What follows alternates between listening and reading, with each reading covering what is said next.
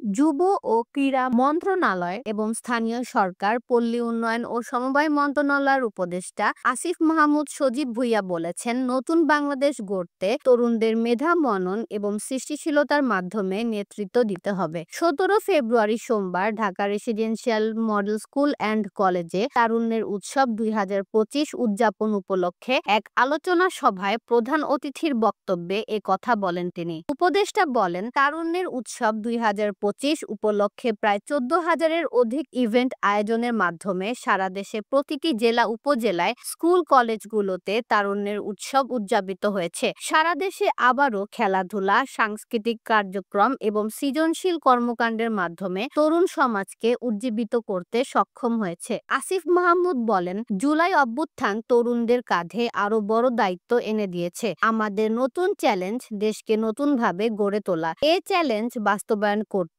প্রত্যেককে যার যার অবস্থান থেকে কঠোর পরিশ্রমের মাধ্যমে প্রস্তুতি নিতে হবে। তিনি বলেন, রেসিডেন্সিয়াল কলেজের ছাত্র ফারহান ফাইয়াজ শহীদ হওয়ার মাধ্যমে যেভাবে জুলাই গণ অভ্যুত্থানে নেতৃত্ব দিয়েছেন, নতুন বাংলাদেশের স্বপ্ন দেখিয়েছেন, তার আত্মত্যাগ থেকে অনুপ্রেরণা নিয়ে আমাদের দেশ গড়ার কাজে নিয়োজিত হতে হবে।